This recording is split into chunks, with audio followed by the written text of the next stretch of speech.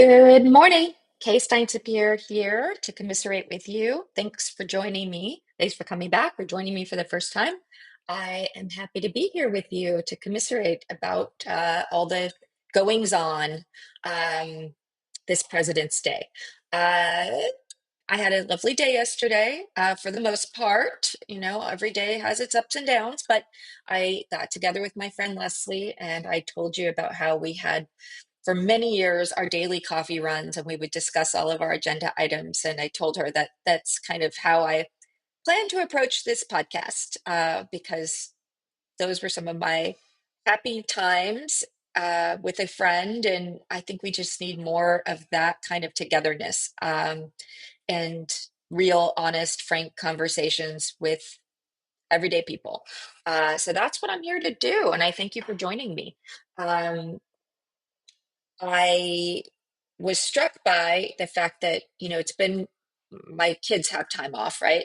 And my teenager, who's in eighth grade, is spending a lot of his time with his friends and peers online. And just struck by like how much we need more in person everything, and our young people are growing up in a way that so much of their interactions and their relationships and everything take place on these phones and iPads and devices and what that's doing, I think we just need so much more in-person togetherness. I mean, when I was Nancy age, I was with friends literally all the time. I slept at friends' houses or they slept at my house pretty much every night, including school nights.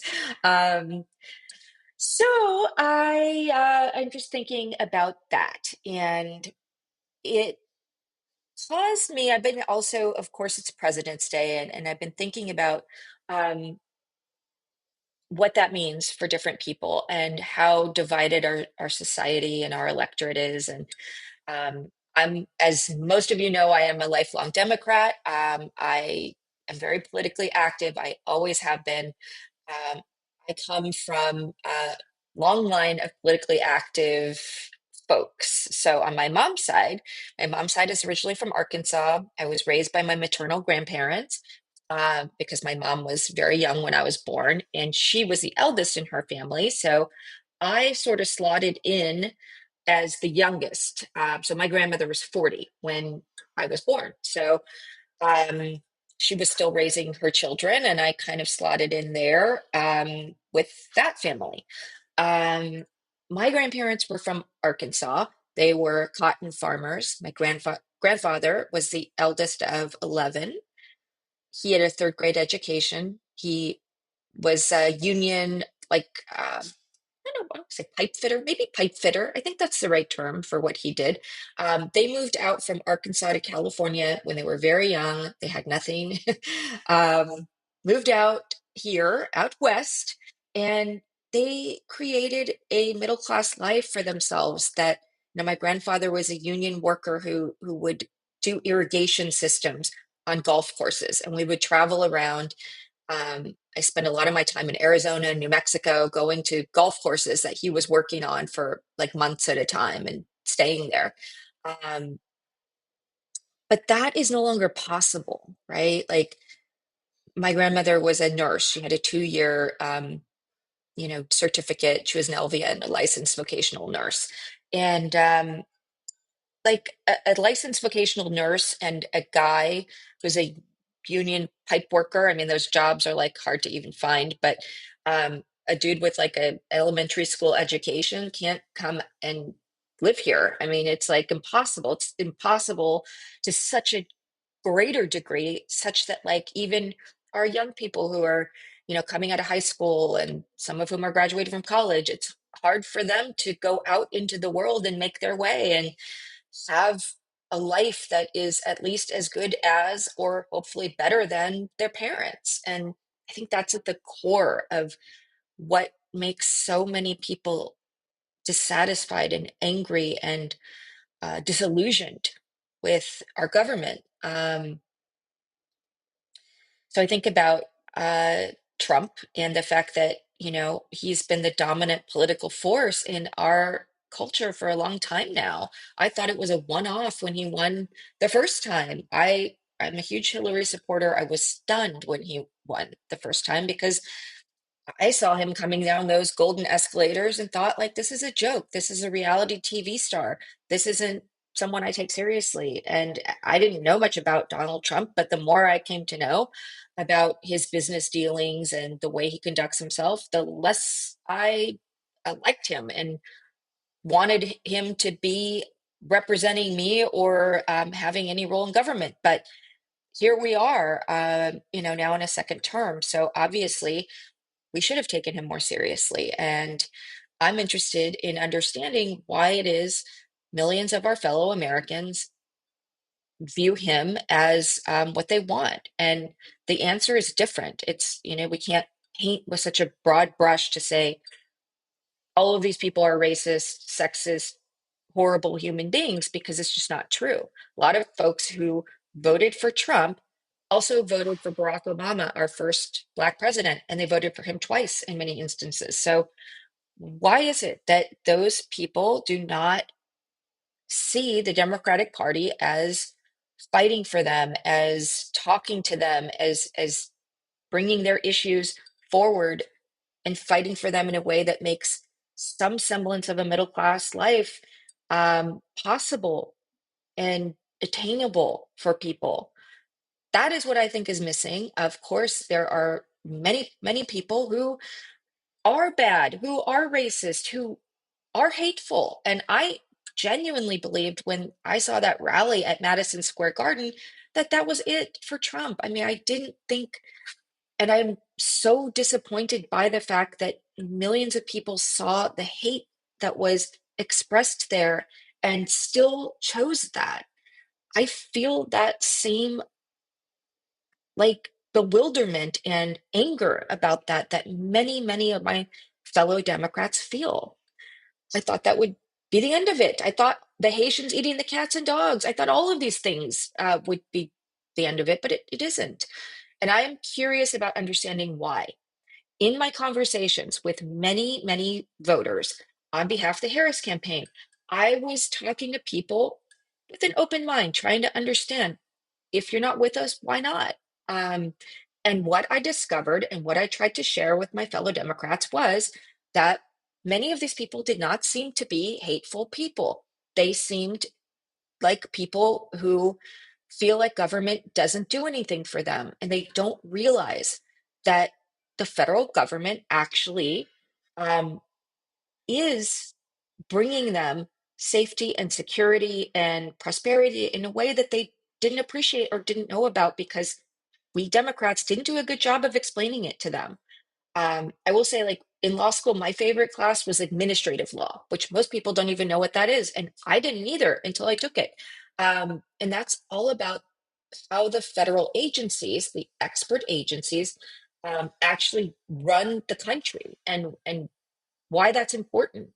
Many, many people, including me, I was a law student and I didn't even know until I took this class. How that all operates and why it's important.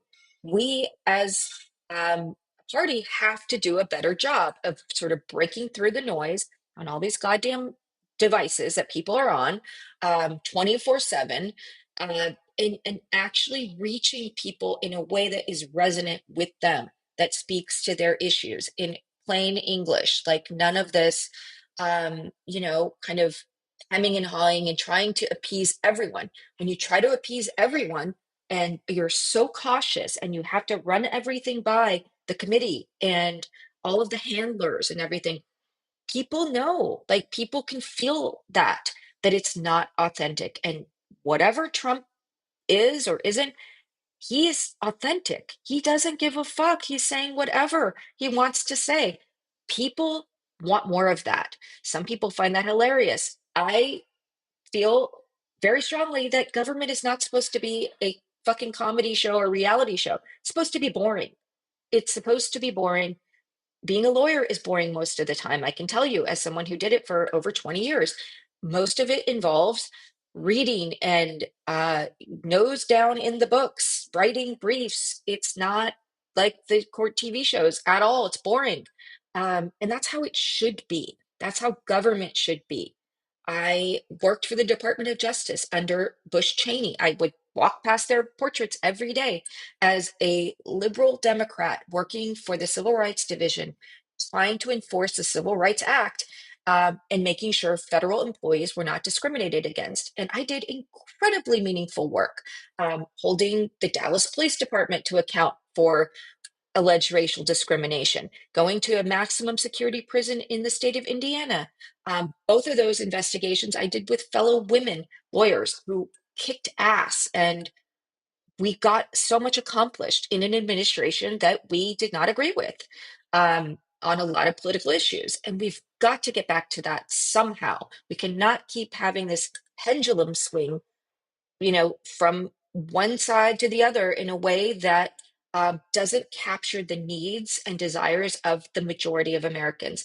And many Americans I spoke to, and I have spoken with, like in airports, wherever I am, I'm just always curious about people. I strike up a conversation, they talk to me. Um, I'm curious about them and what has happened to them in their lives, what leads them to where they are today, and what their issues are. And I know what it's like to be poor. I know what it's like to have this gnawing anxiety about how you pay the bills. I grew up in families, both my mom and dad, um, to one extent or another, but we're always like robbing Peter to pay Paul, always trying to make the money stretch in a way that wasn't feasible. We didn't have enough money to cover our bills. So we were just always worried. And it's a constant gnawing stressor and anxiety that if you have not lived it and experienced it, you cannot understand what it's like. And it takes a toll on you and it's exhausting. And you need to know that people who are your leaders are fighting for you and fighting for something that is more like what my grandparents were able to experience. We want our kids to do at least as well as, if not better than us. We want that to be possible for them. And it's not possible for them right now for many, many people. So I'm very, very mindful of that. And what I heard from a lot of folks I spoke to, um, was anger and frustration and cynicism over that, over the fact that, a lot of promises are made that aren't kept. We hear change is going to come and it doesn't. They don't understand how difficult it is, to get legislation passed in our divided government, and how long it takes for, something that's passed. The Biden administration actually passed a lot of historic legislation, and it just takes a long time for that to be felt. Um, and much of what government does, we just don't even think about it because we're used to being safe and secure. It's been that way for us for the most part for a long time. We're not used to planes crashing all the time because, for the most part, the trains are running smoothly, the planes are running smoothly. Like, those jobs are being done in the expert agencies that we don't think about because we don't have to. And we're going to start thinking about them and seeing this in a real way because it's all being broken.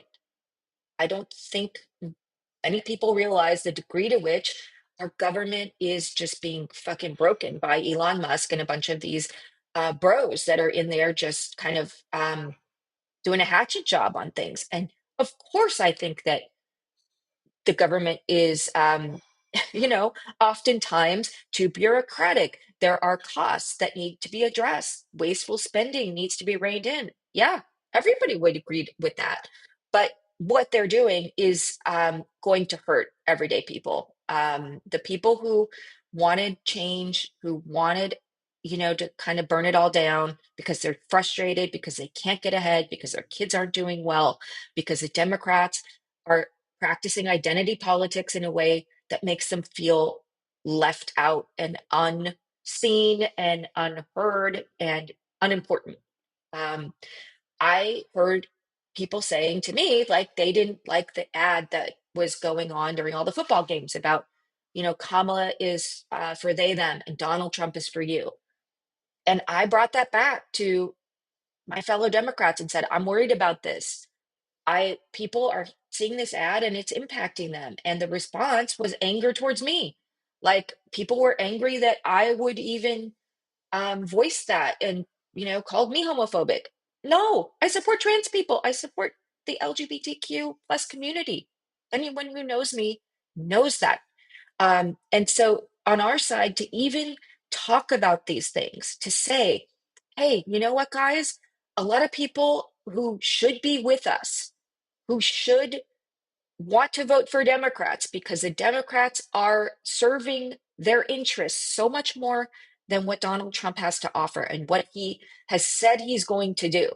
Why are they not with us? What are the concerns? They feel that nobody is fighting for them. Why? It's not because millions and millions of them are racist and homophobes and horrible people who just want to see um, you know, pain inflicted on others. Some of them, sure, absolutely. Yes. And that is scary and it's upsetting. And I'm as disappointed as you are about that. Some of them, no. Some of them, no. Some of them share our values and they aren't racist and they aren't homophobic, but they don't feel that the Democrats are focused on making it possible for their kids to have a better situation than what they have right now. So many people are just barely getting by. They're like my parents, like just living with that constant gnawing anxiety. My mom used to write down, I will never forget it. She used to like scrawl out on a piece of paper and hang it in laundry room so that my sisters and I would see this. And she would write down what money she had coming in every month. And in her case, it was from Social Security disability and what the bills were, what she was paying. And there was always a big deficit. Like it was just not enough money. And so, yeah, there are people for whom, the price of eggs was not a real thing. Like they were saying that, but they're out running around with, a big nice truck and a Trump sticker on it, right? Like, and there are Democrats who see that and they're like, it's fucking bullshit. Yeah, like for some people, it wasn't a real thing, but for many people, it is. And we as Democrats have got to start speaking to those issues all the time. The identity politics have not served us well. I myself, kind of stepped in it with that. I tried to speak, hey, my fellow white women, let's talk about who we're voting for. If you're voting for Trump, I want to understand why. I want to talk to you, um, not in a way that's disrespectful or demeaning or looking down on you. And I mean, frankly, I am guilty in the past of kind of just turning my nose up and being like, oh, these, folks are just all people who don't share my values. They're all people like my dad's side of the family. My family, as I said, very political. My mom's family, super Democrat. My dad's family, super Republican. My family's fought on both sides of the Civil War, which is interesting. Um, and I don't know if my mom's family would be Democrats anymore. Probably they're not. Like my grandfather's not alive, but I can't imagine he'd be a Trump supporter. Those aren't our values. I mean, my family, they were from Arkansas. They loved Bill Clinton. I can't imagine they would, but maybe they would. I think probably all my uncles and cousins and everybody, like a lot of them, they probably are. I was always what they called like the white sheep in the family. Um, Somebody at my wedding heard one of my uncles from Arkansas say, "Yeah, Kay's always been the white sheep of the family." Like I was always the more educated bookworm that was like, fighting with people who didn't share my political views and arguing politics with my family and um, you know, talking about racism and confronting them on their racism in many instances. So yeah, I mean, I never quite fit in between these two. And I wonder how you know, how my family would think about politics today and what they would think about Trump. I don't want to think they would be supporters, but they probably wouldn't feel like the Democrats were on their side anymore, like the way that they used to. So we've got to get back to that. We've got to start having real conversations. And as Democrats, we can't be afraid to speak openly and authentically. We cannot please everyone. So we should stop trying with our messaging. We should We should speak clearly about what it is that is the fire in the belly for us. What brings us to politics? What makes us want to be public servants? What do we care about? And how are we fighting for our constituents in a way that breaks through the noise? Because Donald Trump is able to do that. Say what you will about that guy, he's able to get through. Chris Hayes has this book out about the attention economy. I personally am not a fan of Chris Hayes. I do like his wife. She's very interesting, a very impressive woman who was a Supreme Court justice clerk. And I think she's on the podcast Strict Scrutiny. So I really find her very interesting. Chris is not my cup of tea for a variety of reasons, that I won't get into. But he has this book, The Attention Economy. And what he's saying is not a new thing. Like Scott Galloway and others have said it for a long time, which is like, especially in this digital world we live in, where everyone's on these screens all the time, and we don't have as much of the like face-to-face, um, opportunities to be together, especially with people who don't agree with us. We're vying for attention, and it's hard to break through. And if Democrats want any hope of breaking through to people, they are going to have to start getting more authentic and speaking in a way that is clear, in a way that, involves taking risks. People are going to be upset if you do not always speak in a way that they like. So, I mean, Democrats got very mad at me for simply saying, "Hey, guys, this anti-trans ad is breaking through to people in a way that we should be worried about and we should be speaking to." People called me homophobic. No, I'm not. I'm not at all. Like, I support fully my LGBTQ plus friends and want to see them protected and succeed and have every opportunity. But even just me saying, "Hey, this ad is concerning and we should be talking about it," and why it is that people see this and it resonates with them. And it's not always because they hate trans people. Sometimes, in many cases, I would venture to say, maybe even the majority of cases, it is because they feel like Washington, and to an extent, local government, is more concerned about minority issues, whatever you want to call that. I mean, don't get mad at me for saying minority, but issues that don't affect the majority of people, like the economy. Um, they are more concerned with that than they are, with addressing real kitchen table issues, like that gnawing pit in the stomach that never goes away when you're poor and you can't get ahead in life. So we can't attack our fellow Democrats for just pointing these things out, which people absolutely do to me whenever I say anything like, "Oh, I mean, people went crazy when I said, guys, there are good people who are voting for Trump." Um, they hated that. They got very mad. They unfollowed, whatever. What I said was true. Like, I'm sorry, but it's true. And we need to understand why. Yes, lots of bad people, lots of hateful people, irredeemable people who are never going to share our common values and goals. However, there are a whole bunch of people there that should be with us, that share our values, but we are not speaking to them and we are not doing a good enough job on their behalf. And in California and New York, we have to look at, why did we lose so much ground with voters that should have been with us, right? And I can tell you, as a native Californian who loves this state, has lived all over the state. I'm from the Central Valley, then I moved to Oakland, then to Los Angeles. So I've lived all over this entire state. Um, it's been run by Democrats for a long time, and they haven't been doing a good enough job of running it. And same is true in New York. So you see a situation where it's like, people are like, who else is there to blame, to hold responsible? But the Democrats, they've been in charge and they haven't done a good job of it. And they're right. We have to be able to have honest conversations, and no one's going to agree with anyone all of the time. And if that's the expectation, that's wrong. Like, that shouldn't be the expectation. We should be able to, and we must um, hold our leaders to account, even when they're on the same side as us. I've been critical of our mayor, and I think that criticism is deserved. Um, I voted for her. I campaigned for her. I convinced people to come to her side over Rick Russo. Um, I admire anybody who does the job of a public servant. It's a hard job and it's, often thankless. I admire that. And many things, I have in common with our mayor and her values. They're my values too.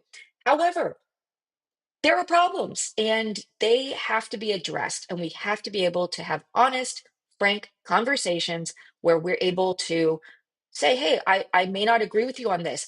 I don't think this is right. I think we have to approach this a different way. um, and not excoriate people for that. Doesn't mean I'm a Trump supporter or I'm a Republican. No, I'm not. I never will be, ever. Like, it goes against everything that I'm about. um, but we have to have the real, authentic, difficult conversations in which we can say things that may be uncomfortable, and you may not agree with, you may not agree with me, you may not agree with what I'm saying or how I'm saying it. But you know that we're aligned in many ways, that I share your values as a fellow Democrat. I want to live in a society where people like my parents, people like my family can get ahead, where they're not constantly stressed and worried about how to pay the bills, where somebody like my grandparents can come and live here and have a nice middle class life, because in the richest country in the world, it should be possible. And we should not be having a situation where people like the richest billionaires in this country, in the world, are fucking us over and making what ironically has happened and tragically has happened is we now have put someone in office who has enabled a billionaire who, is just in there breaking our government and making it more painful. It is going to inflict more pain on people like my family members who don't have enough money and who rely on the government for services many times they didn't even realize, hey, there weren't plane crashes, the planes were working properly, the people behind the scenes were doing the job.